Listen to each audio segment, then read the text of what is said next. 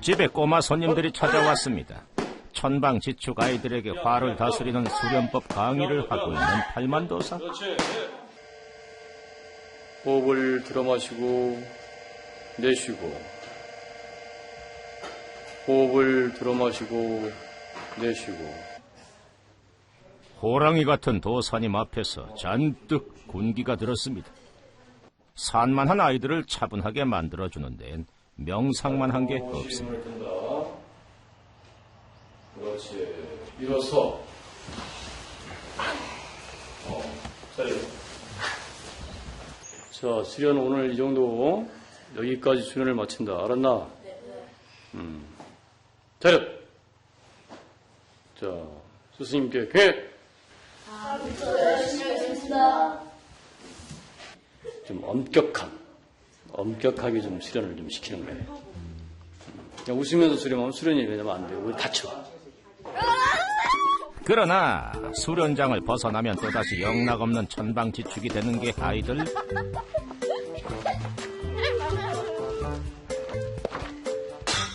그때 기어이 사단이 나고 맙니다. 망했지? 진짜 망했네? 깼어요! 누가 깼어요? 누가 그랬어? 얘요! 준석이 형아! 너잖아! 준석이 형아! 수영해. 입 다물고 있어. 이거 스승이 가장 아끼는 꽃인데. 하하, 하필이면 팔만도사가 가장 아끼는 화분입니다. 에? 반성해야지? 네. 어? 네. 자리야. 여기서 이 꽃한테, 이 화분한테 잘못했다고 절 10번 한다. 알았냐? 잘못했습니다. 잘못했습니다. 잘못했습니다. 잘못했습니다. 잘못했습니다. 화분 깬 것에 대한 벌도 참 유별납니다. 절대 화를 내지 않는 팔만도사.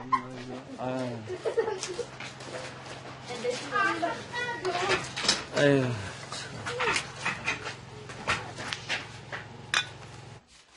화도 내질 않고 오히려 무덤덤한 팔만도사를 보니 아이들의 마음도 더 무거워집니다. 집에서도 마찬가지야, 에? 네. 집에서도? 네. 알았지? 네. 아유. 이제 집에들, 이제 가, 빨리. 집에 가도 돼요? 스승님의 이런 큰 가르침을 아이들은 마음 깊이 새겼을 겁니다. 아이고, 얼마나 아프겠니. 아이.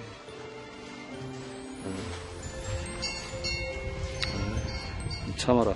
새로 잘 심어서 옮겨줄 테니까. 미안하다. 미안해. 그 미안한 마음이 화분한테도 충분히 전해지지 않았을까요?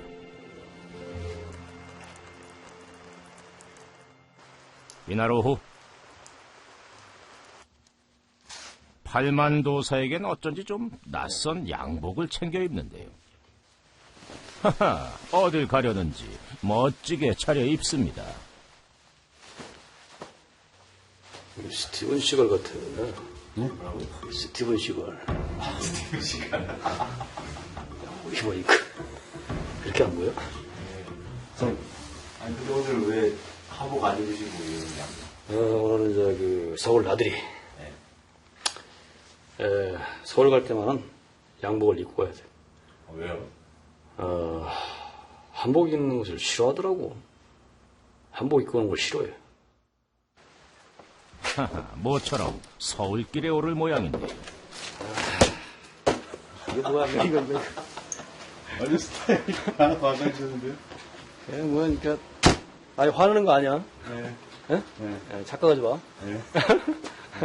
비켜봐. 나 가게 좀.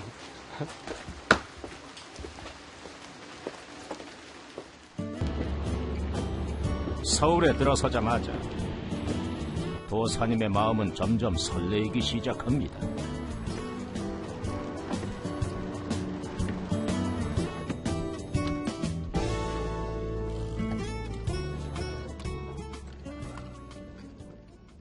아유, 다 왔습니다. 여기입니다. 대체 누굴 만나러 온 길일까요? 다 왔습니다. 하하, 바로 이 사람 도사님의 반쪽 아내입니다. 안녕하세요. 힘들어. 힘들어? 아니 다 와서 주소를 다 와서 찍은 거야? 각각 서로의 생활에 충실하다 보니 이렇게 주말 부부 신세가 되고 말았는데요. 어렵습니다, 지금. 여기는 그래서 셋이 다 대한민국 그냥 차라리 국가대표. 맞춰서 국가대표. 움직이는 것 같아서. 이번 선수다. 네, 여기 여기서 있잖아. 그냥 하고 그날 맞춰서 하더라도 그냥 모험적으로 하더라도. 사실 아내도 과거 유명한 태권도 국가대표 코치였습니다. 아직 하고 싶은 일과 해야 할 게 많은 아내를 자신과 같이 산속에서 살자고 할 수는 없는 일.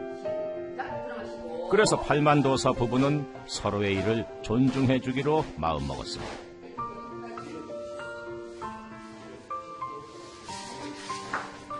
비록 멀리 떨어져 있지만 각자의 자리에서 아내는 지도자로 남편은 도사로서의 삶을 서로 응원해주기로 한 것이죠.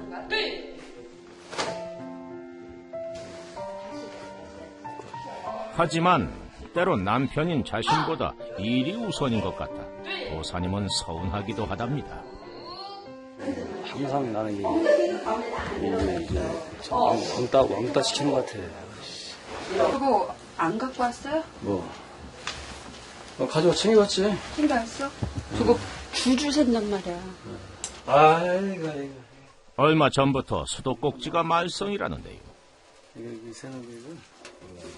도사님의 손길은 어디에서나 필요로 하죠. 남자가 없으면 이렇게 되는 거야. 여자 혼자 사는 게 그렇지 뭐. 볼멘 소리를 쏟아내지만 누군가를 위해 할 수 있는 일이 있다는 건 참 행복한 일입니다.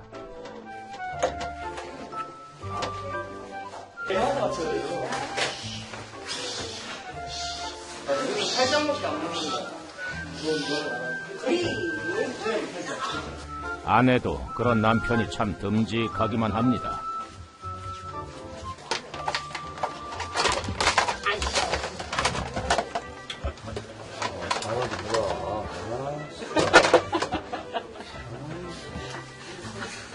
삼기를 내가 하고 막. 삼기라는 나를 줘야 돼. 남편이 화도사라는 걸 잠시 깜빡한 모양이네요. 사모님한테 좀 화가 좀 잘 안 쓰시나. 아유, 세영아? 아유, 밥 덩어리야.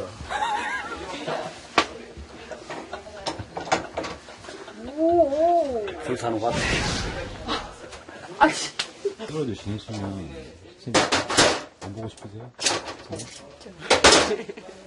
근데 지금 좀 제가 욕심을 부리고 있으니까. 근데 그래도 편하게 해주니까는 하고 싶은 거 나중에 한대지 말라고 그냥 하라고 그렇게 얘기하니까 그냥 그래서 편하게 할 수 있는 거예요. 남들은 이해할 수 없다고 말하기도 하지만 이게 이 부부만의 사랑법입니다. 뚝딱하고 고쳐놓은 수도꼭지.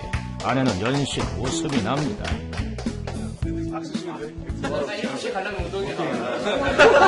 여기 태권도 그림 있잖아. 이게 도사가 이런 거 안 올리겠다. 안 입는다고? 오늘 입어요, 입어. 이제 한복 입고 오는 거 싫잖아. 양복 입고 왔는데 어때? 그러니까 그렇게 입으라고. 때에 따라 달라야죠. 그 뭐라 그럴까, 그 사람들하고 대화를 하고 그럴 때는 사람들한테 편하게 보일 수 있게, 무술을 할 때는 무술에 전념을 할 수 있게, 나랑 같이 있을 때는 나랑 맞게. 아내의 내조가 끝내줍니다. 찢었어. 졌어. 무슨 말 다 들었어. 편안하게 굶주리지 않는다면, 그리고 남한테 피해주지 않는다면 편안하게 자기 하고 싶은 거 하면서 다른 사람한테 이렇게 유익한 사람이 된다는 거, 그런 건 좋아요. 그래서 아내는 앞으로도 당분간 남편이 화를 연구하고 다스리는 걸 적극 지원해 줄 생각입니다. 자, 수고하고. 밥 잘 챙겨 먹고. 네? 헤어질 때면 늘 드는 아쉬운 마음도 이제는 익숙해진 것 같은 부부. 남자 여자가 어딨어?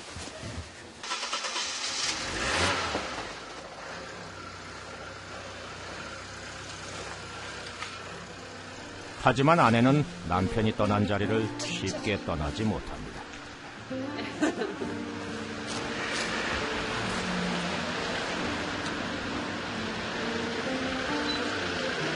한참 때 젊을 때는 모두한테 그렇게 얘기하고 싶어. 젊을 때는 너 사랑해. 너랑 나랑 같이 있어. 이렇게 얘기하잖아요. 근데 정말 사랑이라는 것은 이제 사람이 사랑하는 사람한테 사랑한다는 표현도 하고 세상 사람한테 그 사람으로서 인정을 받는 거. 그게 살아가는 거라고 생각해요.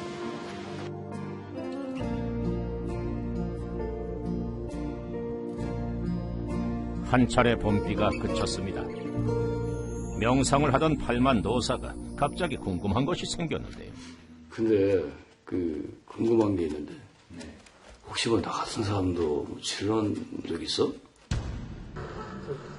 자신과 같이 수행의 길을 걷는 사람이 있는지 궁금했던 팔만도사. 왜 없겠습니까? 바로 이 사람. 자칭 덕태산 무림보수 황비홍이라고도 부르는 정경규 씨. 이름 모를 범법들을 자랑하며 엉뚱함을 과시하던 이 사람. 여러분 기억나시나요?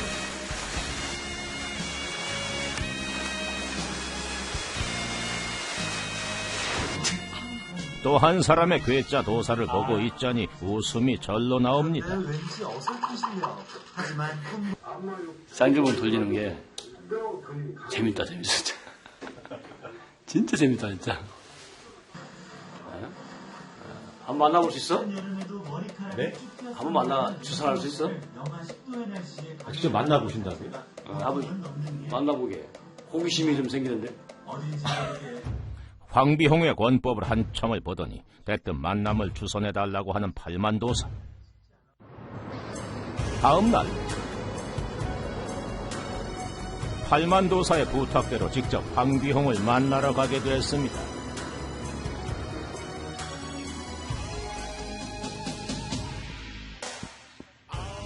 두 도사의 만남이 한껏 기대되는데 와, 이 나와봐, 이거. 천년된 건, 어? 이야, 이건 돌도 있고. 낯선 이의 발자국 소리를 듣고 한 걸음에 달려나오는 황비홍. 이거, 먼 길에 수고 많았어. 영웅문. 그래, 저 정도는 해야지. 두 사람의 만남이 초반부터 심상치 않습니다. 집안에 들어서자 입구부터 묘한 기운이 감도는데요. 이게 이제 이 백세도 신선같이 이게 날라다니야 하니까, 이게 이제 이런 걸 준비를 해놔서 화학약 이런 거 안 하고 자연약으로 이제. 너무 욕심이 많으셔. 욕심이 아니라 100세까지 살라고요. 백년해로 하고 싶은 것이야 도사들의 다 똑같은 마음 아닐까요?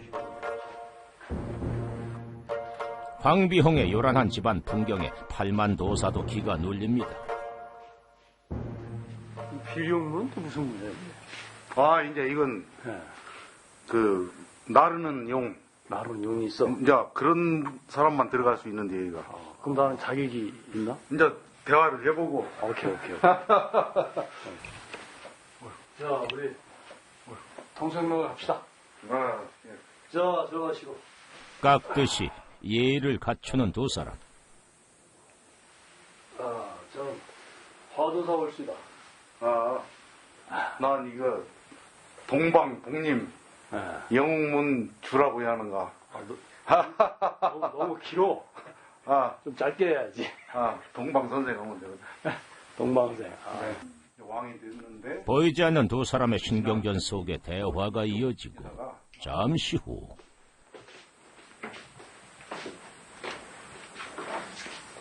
계곡이 있던데. 계곡. 올라가도 돼? 진짜 되는 거예요? 뭐 보니까 그 올라오실 자격이 아주 충분하신 것 같아요. 비정문. 올라갑니다. 드디어 비룡문에 오를 자격을 획득한 팔만도사. 야, 칼발이고. 일렬로 늘어선 검 앞에서 그만 주눅이 들고 마는 팔만도사. 마침 황비홍이 검 시범에 나섭니다.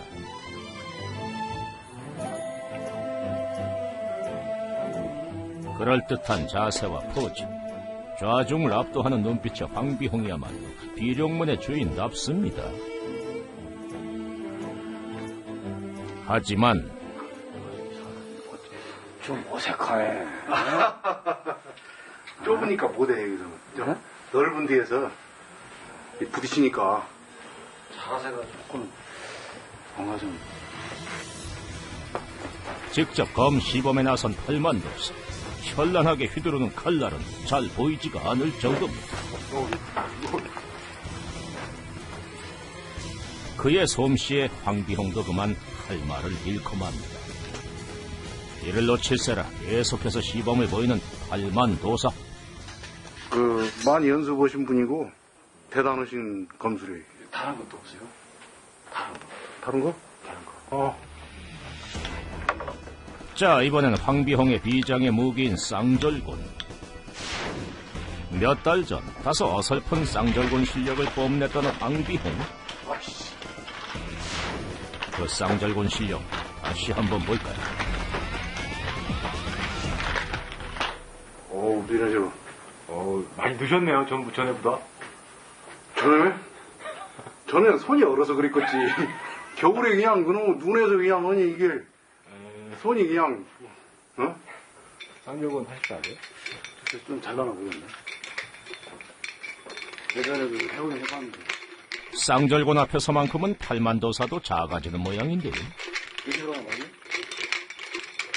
그렇게 손으로 돌리고 이제 하는데 그게 실용성은 없지요. 근데 이제 어떻게 좀 그냥 이렇게 이제 뭐 이런 식으로 이제 한 수도 있는데 얘는 실용성은 없어. 그런데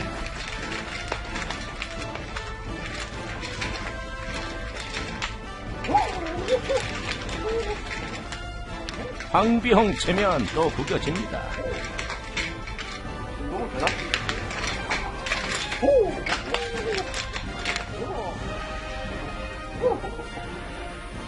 황비홍도 두 손 두 발 다 들게 한 팔만도사. 이번엔 팔만도사의 전문인 화를 가라앉히는 기체조까지 선보이는데 고즈넉한 체조 앞에서 엉뚱 발랄한 황비홍도 차분해집니다.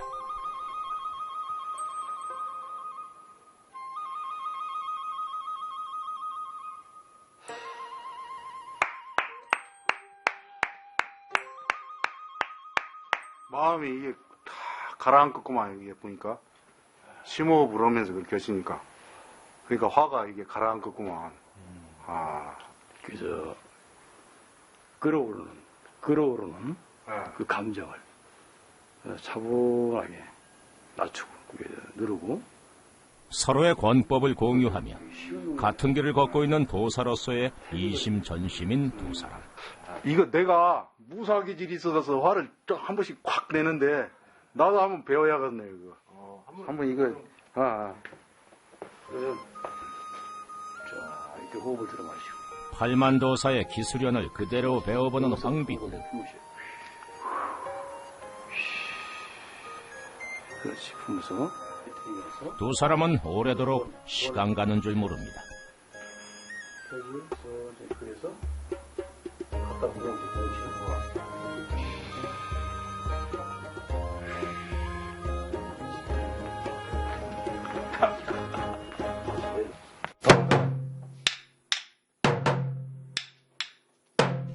자신과 같은 길을 걷는 동지를 만난 기쁨 때문일까요? 독채를 집어든 황비홍이 잔뜩 신이 났습니다. 이에 손님인 팔만도사도 가만히 있을 수 없겠죠.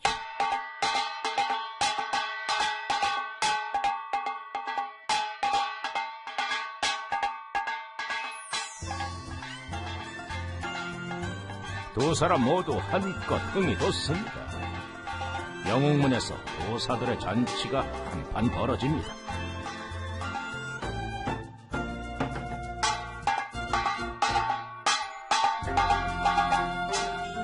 이만 저는 물러가겠습니다. 아, 너무 반가웠습니다. 아쉽네. 자, 이제 각자의 갈게요. 자리로 네. 돌아가 자신의 수련에 집중해야 할 시간. 아, 그러죠.